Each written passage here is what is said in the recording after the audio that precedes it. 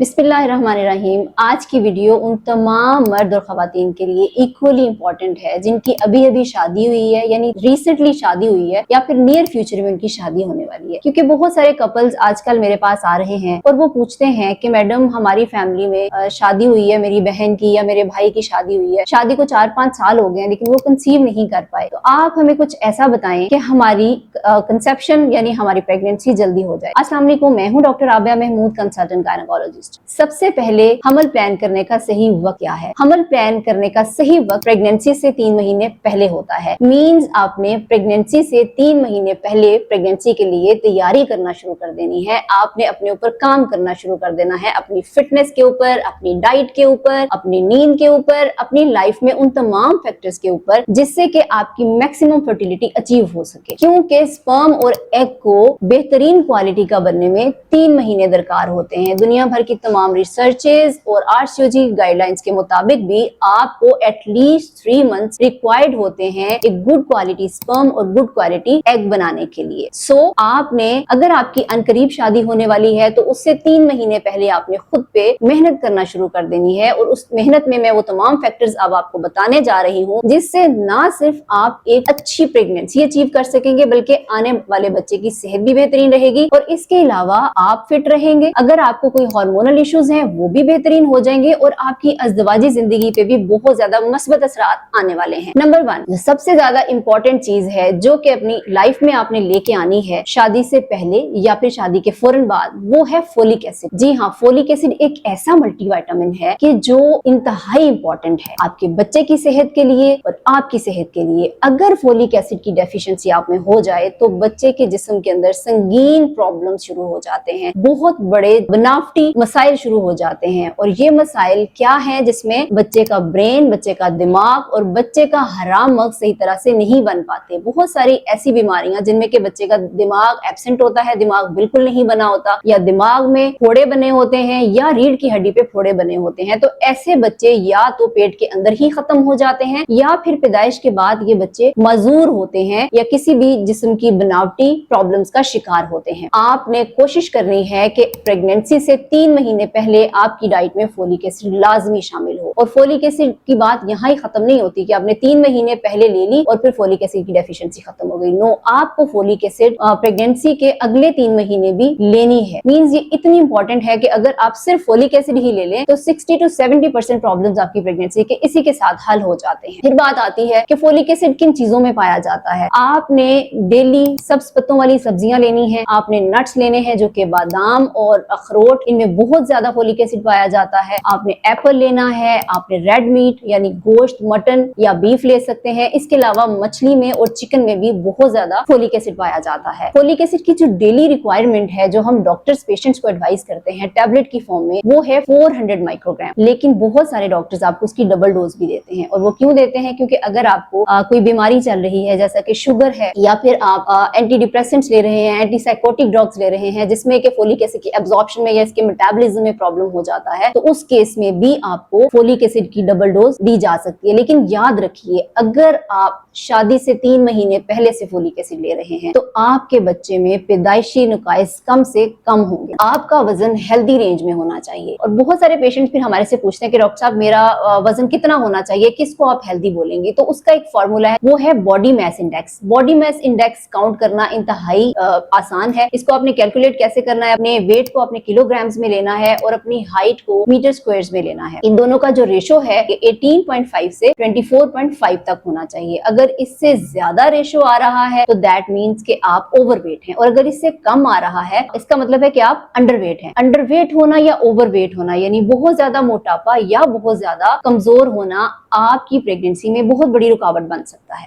आपका हेल्दी जो वेट है, आइडियल जो वेट है, वो 18.5 से 24.5 तक होना चाहिए। ये सिर्फ फीमेल्स के लिए नहीं, ये मेल्स के लिए भी इक्वली ऐसे ही होना चाहिए। आपका बीएमआई इस रेंज में है तो आप हेल्दी हैं, आपका हेल्दी वेट है और आप इजीली कंसीव कर सकेंगे। इसके अलावा इस वेट के साथ आपके बहुत सारे दूसरे प्रॉब्लम जैसा कि बहुत ज्यादा थकावट होना, पीसीओएस का इशू होना, हार्मोनल इश्यूज होना, पीरियड्स की रेगुलरिटीज होना, ये तमाम मसाइल भी हल हो जाते हैं। तो आपका टारगेट होना चाहिए कि आपने शादी से पहले ही अपना वजन एक हेल्दी रेंज में मेंटेन करना है, ताकि आप, अगर आपका टारगेट है कि आप शादी के फौरन बाद कंसीव कर जाएं या फिर आप जब भी चाहें आप कंसीव कर सकें, तो फिर आपका वजन जो है वो हेल्दी रेंज में होना चाहिए। सो आप सब लोग अपना वेट इस तरह से कैलकुलेट करके देखें, और अगर आपका वजन हेल्दी रेंज में है दैट मीन्स कि आपको मजीद वजन पे मेहनत करने की बजाय इसको अब मेंटेन करने की जरूरत है। नेक्स्ट जो आ जाती है बात वो है आपकी डाइट। डाइट में आपको ऐसी चीजें शामिल करनी है कि जिससे आपके जिस्म में फैट कम से कम बढ़े और आपकी बॉडी से टॉक्सिन्स रिलीज हो। आपकी डेली की डाइट में कार्बोहाइड्रेट्स भी होने चाहिए, प्रोटीन्स भी होनी चाहिए, हेल्दी फैट्स भी होने चाहिए और मल्टीविटामिन्स भी होने चाहिए। अब कार्बोहाइड्रेट्स कौन से होने चाहिए? जी हाँ, लो कार्ब डाइट, ऐसे कार्ब्स जिनके ऊपर आपकी बॉडी को ज्यादा काम करना पड़े और जिनमें कम से कम शुगर हो, आपका ग्लाइसीमिक इंडेक्स ना बढ़े, आपकी बॉडी में कम से कम इंसुलिन रिलीज हो। तो ऐसे कार्ब्स क्या हैं? जौ का आटा, जो कि बहुत ही हेल्दी है, फुल ऑफ फाइबर्स है, आप ये लेना शुरू करें। ये आपके लिए एक फाइबर की बहुत ज्यादा क्वांटिटी आपको प्रोवाइड करेगा और इसके अलावा आपको वेट लूज करने में भी हेल्प करेगा। फिर इसके अलावा बहुत सारे फ्रूट्स हैं जो कि लो ग्लाइसीमिक इंडेक्स के साथ हैं, लो कार्ब फ्रूट्स हैं और उनके अंदर फाइबर्स भी बहुत ज्यादा होता है और आपकी शुगर भी कंट्रोल में रहती है। इसके अलावा आपका वजन भी कंट्रोल में रहता है, और वो है एप्पल है, गुआवा है और इसके अलावा पीच है, जिनकी ग्लाइसीमिक इंडेक्स बहुत ज्यादा लो है। आपने अपनी डाइट को बेहतरीन रखना है और ये अपनी शादी से पहले से शुरू करें। शादी से 3 महीने पहले से आप अपनी डाइट को बेहतरीन करना शुरू करें। आपकी डाइट में डेली बेसिस पे क्या होना चाहिए, यानी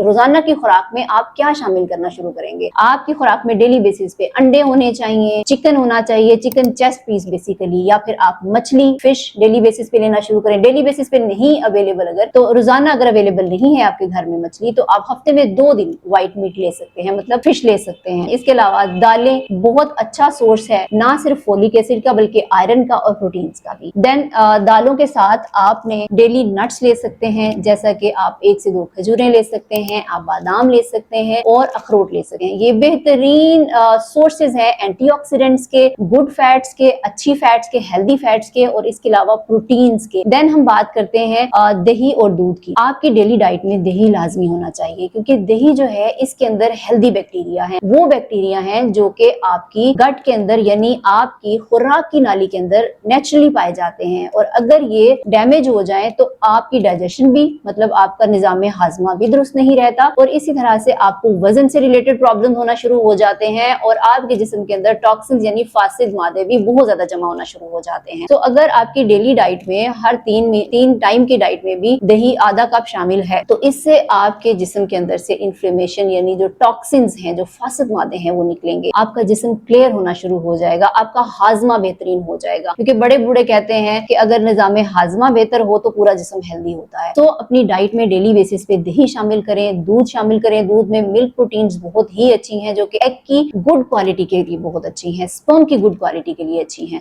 अब ये तमाम वो डाइट्स हैं जिनसे आपके एग्स और आपके स्पर्म बहुत अच्छी क्वालिटी के बनेंगे और आपको कंसीव करने में किसी भी किस्म की रुकावट का सामना नहीं करना पड़ेगा। इसके बाद हम बात करते हैं सप्लीमेंट्स की, यानी कौन से एडिशनल सप्लीमेंट्स हैं जो आपने अपनी खुराक के अलावा लेने हैं, लेकिन डॉक्टर की हिदायत के मुताबिक। यूजुअली हम जो पेशेंट्स को देते हैं, जब मरीज हमारे पास प्री प्रेगनेंसी प्लानिंग यानी प्रेगनेंसी से पहले की प्लानिंग के साथ आते हैं कि डॉक्टर साहब हमें बताएं हम प्रेगनेंसी से पहले क्या लेना शुरू करें कि फौरन से पहले कंसीव कर जाएं या फिर आगे चल के हमारी कंसेप्शन में मसाइल ना हो, तो ये अभी वो तमाम सप्लीमेंट्स बताने वाली हूँ। अगर आपकी डेली रूटीन में शामिल होंगे तो आपको किसी भी किस्म का मुश्किल का सामना नहीं करना पड़ेगा और ये बेहतर है कि आप आज से करें। इनमें क्या क्या शामिल होना चाहिए? सबसे पहले तो फोलिक एसिड, जो मैं ऑलरेडी आपको बता चुकी हूँ। Then vitamin D. Vitamin D एक इंतहाई इंपॉर्टेंट विटामिन है। पहले तो लोग इसको सिर्फ अपनी बोन्स को मजबूत करने के लिए इस्तेमाल करते थे, लेकिन अभी रिसेंट स्टडी के मुताबिक बहुत सारी ऐसी पेशेंट्स जिनमें के इम्प्लांटेशन फेलियर्स आए हैं, मतलब हमल ठहर जाता है लेकिन यूट्रस के अंदर इम्प्लांट नहीं हो पाता, एम्ब्रियो इम्प्लांट नहीं हो पाता। जब उनको हमने स्टडी किया तो पता चला कि इनमें विटामिन डी की डेफिशिएंसी थी। इसलिए हम हर उस कपल को और हर उस पेशेंट को जो कंसीव करने के इश्यूज के साथ हमारे पास आती है, हम उसको लाजमी विटामिन डी देते हैं। सो आपने फोलिक एसिड लेना है, विटामिन डी लेना है। आपकी डाइट में आयोडाइज्ड सॉल्ट होना चाहिए, क्योंकि हमारे पाकिस्तान में ज्यादातर पॉपुलेशन जो है वो थायराइड के प्रॉब्लम्स के साथ है और उसमें मेजॉरिटी ऑलरेडी हाइपोथायराइड है। देन बात आ जाती है आयरन की। अच्छा, बहुत सारे पेशेंट्स में किसी चीज की कमी नहीं होती, हर मसला उनका सॉल्व हुआ होता है, कोई भी टेस्ट कराते हैं ठीक निकलता है, लेकिन at the end of the day जब हम उनका फेरेटिन या आयरन लेवल कराते हैं तो वो डेफिशिएंसी निकलती है। जैसे ही उसको हम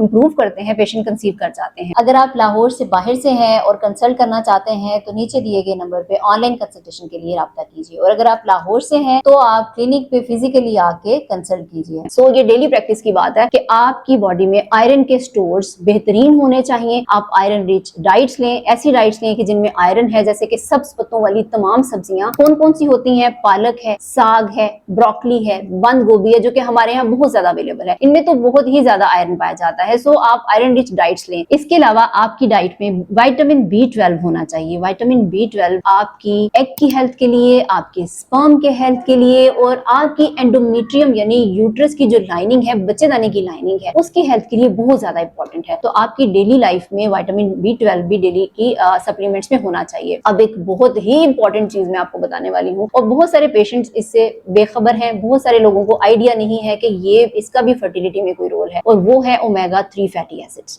आजकल इन्फ्लेमेशन का वर्ड बहुत ज्यादा सुनने में आ रहा है, और ओमेगा 3 फैटी एसिड्स एक इंतहाई हेल्दी फैट की फॉर्म है, और आपके जिस्म में से इन्फ्लेमेशन को, सोजश को, टॉक्सिन्स को खत्म करने में हेल्प करता है। सो आपने शादी से 3 महीने पहले या फिर शादी के फौरन बाद, जैसे ही आपका कंसीव करने का प्लान बनता है, अपनी डेली की डाइट में आप ओमेगा 3 फैटी एसिड्स लाजमी शामिल करें, क्योंकि इसका इंतहाई पॉजिटिव रोल है। ओमेगा 3 फैटी एसिड अगर कहीं पे भी डेफिशिएंसी पाई जाती है, जो कि हमें समझ ही नहीं आ रही, डॉक्टर्स को भी नहीं आ रही, आपको भी नहीं आ रही, आपने बहुत कोशिश कर ली है कंसीव करने की, आप सिर्फ अपनी डाइट में ओमेगा 3 फैटी एसिड्स शामिल कर, आप इसके बहुत पॉजिटिव रिजल्ट्स देखेंगी, और आप देखेंगी कि नेक्स्ट 1 से 2 महीने में आपकी प्रेगनेंसी इंशाल्लाह हो जाएगी। अब हम बात करते हैं उस फैक्टर के बारे में जिसको बहुत ज्यादा निगलेक्ट किया जाता है, बहुत सारे लोग उसके बारे में नहीं बात करते, वो है मेल पार्टनर की तैयारी। लड़कियां तो शादी से पहले स्मार्ट होने के चक्करों में भी होती हैं, कंसीव करने के भी प्रॉब्लम चल रहे होते हैं कि शादी के फौरन बाद हम कंसीव कर लें, लेकिन क्या कभी किसी ने मेल पे भी तवज्जो दी है कि उस बेचारे को भी जरूरत है कुछ करने की, उसने भी अपने ऊपर काम करना है। तो बात यह है कि मेल को भी उतना ही खुद को प्रिपेयर करना है जितना कि फीमेल अपनी प्रेपरेशन में लगी होती है, क्योंकि ये जो फिजिकल फिटनेस है, मेंटल फिटनेस है, जो सप्लीमेंट्स हैं, ये सिर्फ फीमेल के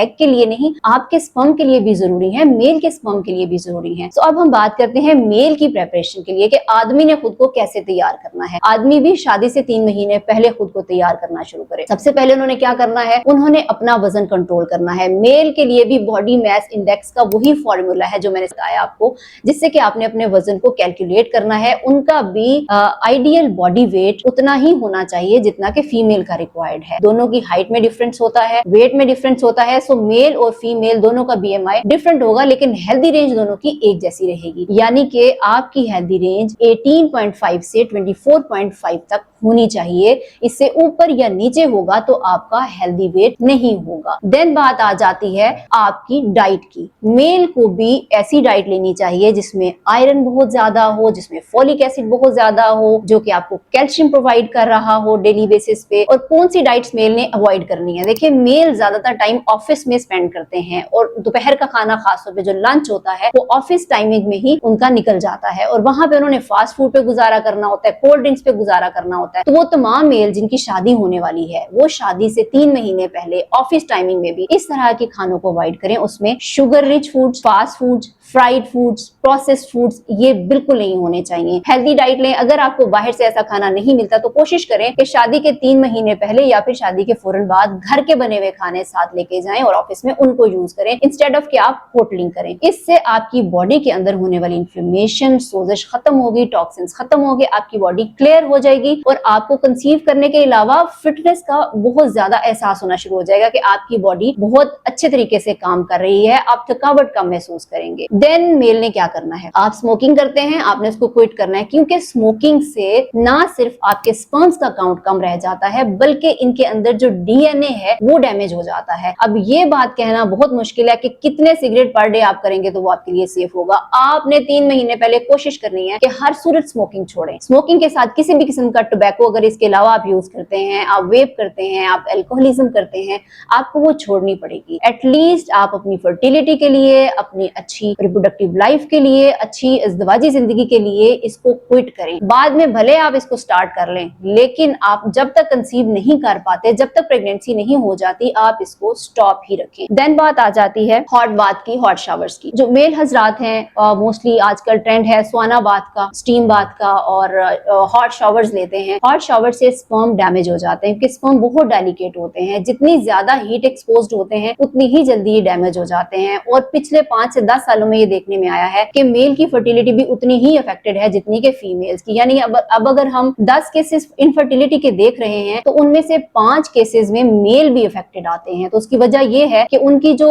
नेचुरल एक लाइफ थी वो बहुत ज्यादा आर्टिफिशियल हो चुकी है। मेल ड्राइविंग करते हैं, driving all the time engine की हीट से एक्सपोज रहते हैं, और जिसकी वजह से स्पर्म डैमेज होने का खतरा होता है। फैक्ट्रीज में काम करते हैं तो केमिकल एक्सपोजर होता है, उससे स्पर्म्स डैमेज हो जाते हैं। इसी तरह से जो होटल्स में काम करते हैं, जो किचन में शेफ काम कर रहे होते हैं, एक्सपोजर होता है हीट का, तो उनके भी स्पर्म्स बहुत ज्यादा डैमेज होने के खदशात होते हैं। तो ऐसे तमाम मर्द हजरात के लिए एक एडवाइस है कि जब वो इतना टाइम बाहर ही हॉट एनवायरनमेंट में स्पेंड करते हैं तो कोशिश करें कि खुद को रिलैक्स करें, नेचर के करीब रहें, नेचर में वॉक करें, पार्क्स में वॉक करें, हेल्दी जगह पे कुछ टाइम स्पेंड करें, ताकि उनकी बॉडी को हील होने में मदद मिल सके। देन है एक्सरसाइज। बहुत सारे मेल जिम में एक्सरसाइज करते हैं, मसल्स बनाते हैं, लेकिन वो इस बात को भूल जाते हैं कि मसल बनाने के लिए जिन प्रोटीन्स को ले रहे होते हैं और जिन हार्मोन्स को ले रहे होते हैं, बेसिकली उनके स्पर्म काउंट को कम कर देता है। बहुत सारे जिम वर्कर, जिम में काम करने वाले लड़के और एथलीट्स को जब हम उनका सीमन एनालिसिस कराते हैं तो पता चलता है कि इन्होंने टेस्टोस्टेरोन लिया मसल्स बनाने के लिए, या इंजेक्शंस लगवाए, जिसकी वजह से उनका स्पर्म काउंट कम हो गया। तो